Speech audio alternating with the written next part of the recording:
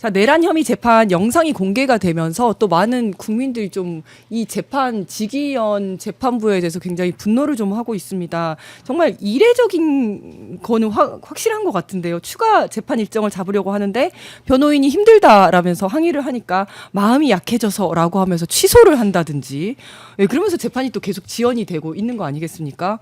그래서 또 이제 김용현 측 변호인이 막 소란을 피우고 하는데도 여기에 대해서 재판 지휘가 제대로 안 되고 있는 상황이에요.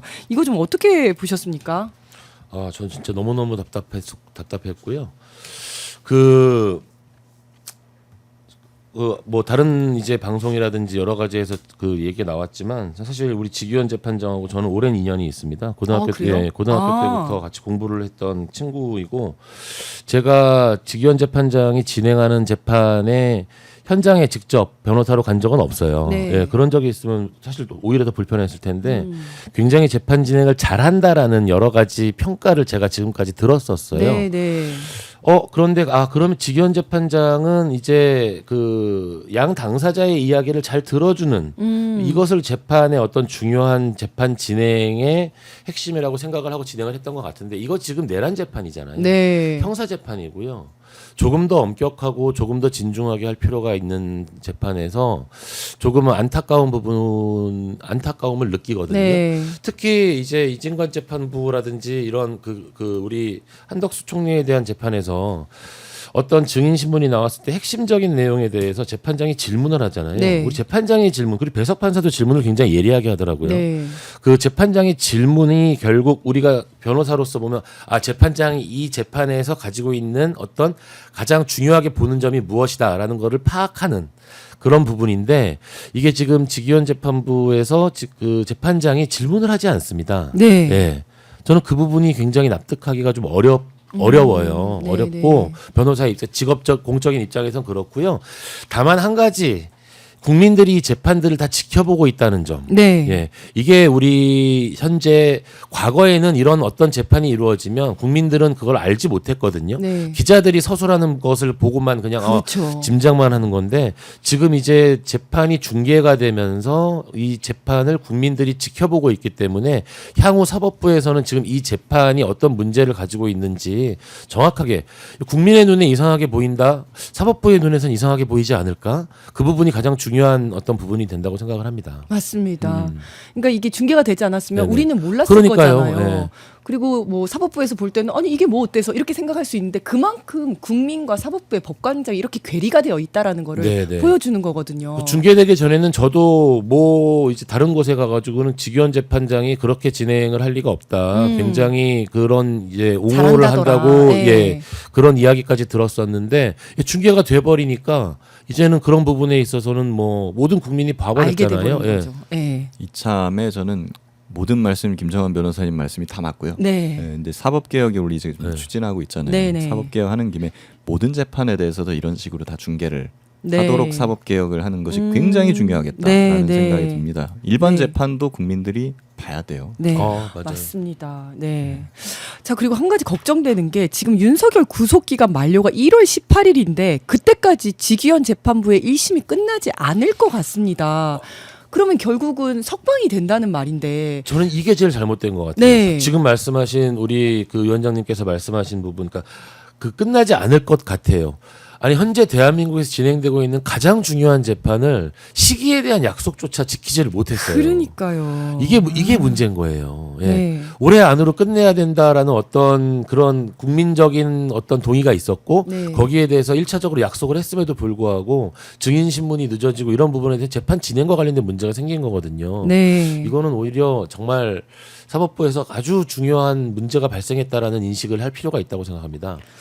자, 그러면 다시 구속할 수 있는 방법들이 뭐 어떤 게 있을까요? 있죠. 할 수는 있죠. 예, 할 수 있고, 지금은 이제 일반 이적죄로 윤석열이 추가 기소가 된 네, 상황이거든요. 그리고 아마도 지금 해병특검에서도 네. 직권남용으로 지금 추가 기소를 했고요. 네, 그러니까 네. 두 개 재판이 지금 있는 거예요. 네. 요 재판부들에서 구속영장을 추가로 발부를 하면은 재판부에서 이제 해야 되는 예, 거죠. 예, 네. 이제 석방이 되지 않고 계속 되는데, 지금 1월 18일이 기존 구속영장 만기거든요. 네네. 그렇기 때문에 그 전에 이제 추가 발부를 해야 되는데 보통 거기 임박해가지고 발부를 합니다. 네. 예, 그렇기 때문에 아마 일반 이적죄 재판부에서 구속영장 발부를 전 할 것으로 보고요. 네. 네, 근데 그거는 이제 재판부의 직권 사항이긴 합니다만은 특검에서 아마 요청을 하겠죠. 요청을 하면 거기에 따라서 재판부에서 되기 때문에 아마 윤석열이 석방되는 일은 아무리 그래도 아무리 그래도 그쵸? 그거는 조금 어렵지 않을까 하는 생각입니다. 네.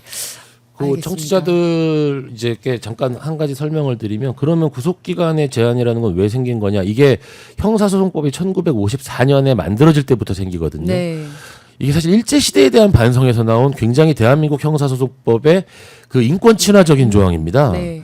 빨리 하라는 거거든요. 형사재판을 네네네. 빨리 해야 되는 거고 일제시대에 그 일본 애들이 그냥 잡아다가 구속만 시켜놓고 재판을 하지 질질 않고 끌고, 질질 끌고 네. 그러다가 다 구속된 그 구치소 안에서 사망하고 막 이런 네, 사고들이 네. 자꾸 생기니까 고문하고 막. 네. 아예 건국하면서 형사소송법을 만들면서 우리 형사소송은 우리 아무리 길어도 6개월 넘지 않는다. 지금 70년간 지켜진 원칙이거든요. 네. 이게. 그런데 이게 윤석열 씨에게는 정말 구속 취소부터 시작을 해가지고 네. 대한민국 형사소송법의 인권보호 조항이 이런 식으로 적용되는 게 너무 어처구니 없는 그렇죠. 거죠. 예. 사실은 풀어주기 싫으면 빨리 재판 끝내라 그러니까, 이건데 그렇죠, 그냥 그렇죠. 이게 일부러 풀어주려 그러나 이런 그러니까요. 의심을 하게 되니까요.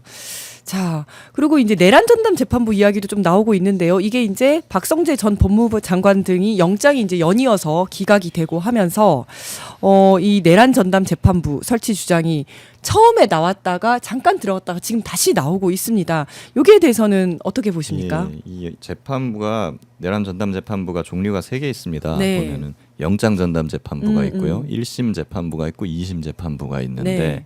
1심 재판에 대해서는 지금 사실상 거의 다 끝나가는데 네, 네. 이거를 도입하게 되면은 시간만 그 재판이 걸린다. 더 더 길어진다. 길어질 염려가 있거든요. 그래서 아마 내란 전담 재판부 주장하시는 분들도 1심에 대해서는 뭐 너무 늦었다라고 네. 얘기하시는 것 같고 근데 다만 지금 실효성이 있는 부분이 영장 재판부 네. 이 지금 다 기각하고 있잖아요. 그렇죠. 네. 네. 이 부분하고 이제 향후에 2심. 1심이 끝나면 2심 요 두 개의 부분이 있거든요. 그래서 요 두 부분에 대해서는 갈 수 있다.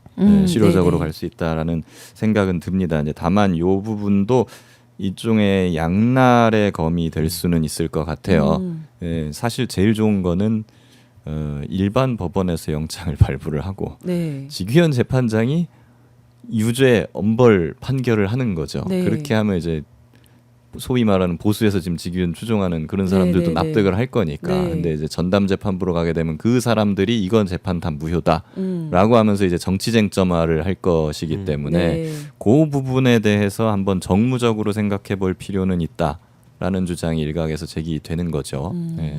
그래서 뭐 이 부분은 사실 정치인들이 판단을 할 부분인 것 같습니다. 그러니까 저도 김기현 변호사님 말에 완전 동의를 하는 게 1심과 관련된 건 이미 우리 실기했다 그러잖아요. 네. 이미 기간이 이제는 그 도입할 수 있는 내란 재판부가 도입되었어야 한다라는 입장이었지만 네. 지금 도입하는 게 시기적으로 과연 그 지금 재판에 도움이 되느냐 여기에 좀 회의적인 거고요.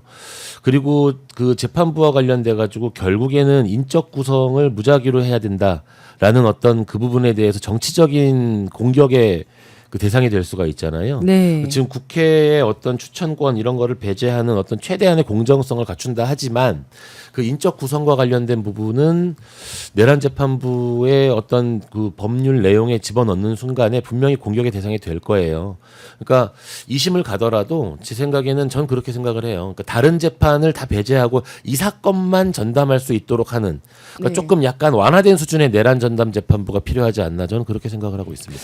그리고 그 사실은 네네. 제가 지금 내란 전담 재판부 뭐 이런 것도 있지만 네. 지금 중요한 것은 내란의 완전한 청산이고 지금 뿌리 뽑지 못했던 그 자녀 숨어 있는 네. 그런 부분들을 우리가 밝혀내는 거잖아요. 네. 예, 그러니까 전담 재판부를 만든다고 해서 그런 부분을 밝혀낼 수는 없어요. 네. 예, 이건 따로 가야 되는 부분이라 그래서 사실 특검을 연장하든지 특조위를 가든지 감찰을 하든지 막 이런 부분들 특검 끝나고 그런 부분에 대해서도 우리가 좀 더 집중할 필요성이 있다. 네. 숨어 있는 걸 발견해야 되니까 네. 예, 그런 말씀을 좀 드리고 싶고 사실 네. 맘만 같아서는 여인형이 그러려고 했던 것처럼 네. 뭐 저기 남태령의 B1 벙커에 다 끌고 가가지고 분실 만들어 갖고 뭐 이렇게 하고 싶은데 네.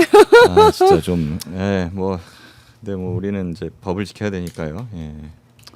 아니 지금 속보가 하나 떴는데요. 우리 여기 좀 댓글 중에서 상진 와이즈맨 파크 9431 님께서 말씀을 해주셔서 제가 확인을 해봤더니 법원에서 김용현 변호인단 감치 집행하겠다라고 했다고 합니다. 지금 네네. 속보입니다. 윤석열 집행이 돼야죠. 지지, 네, 오. 윤석열 지지 외친 남성도 인적 확인 중이다, 인적사항 확인 중이다라고 밝혔습니다. 네, 다시 감치 결정을 집행하겠다라고 했고요. 이분들이 주말에는 또 쉬시나 봐요. 아 그런가요? 이게- 쉬고 이제 오늘 이게 월요일 주말에 말이 됐으니까. 없길래 저는 그냥 네, 네. 넘어가려는 건가 생각했는데 네. 감치 재판이 비공개로 진행됐는데 그 과정에서 권모라는 자가 또 재판부를 향해서 해보자는 거냐, 공수처에서 봅시다, 또 이렇게 얘기를 했다고 합니다. 그래서 이 부분에 대해서도 감치 재판이 별도로 진행될 예정이다 라고 해주셨습니다. 네. 자, 지금 속보 관련해서는 이따가 이제 전화 연결 또 되어 있으니까요. 거기서 또 이제 그거 많이 봐주시면, 거기서 확인을 또 해주시면 될 것 같습니다. 자, 오늘 마무리할 시간이 되었습니다. 오늘 나와주셔서 감사드리고요. 우리 두 변호사님은 다음에도 계속 뵙기를 바라겠습니다. 오늘 수고하셨습니다. 네. 또 뵙겠습니다. 네. 감사합니다.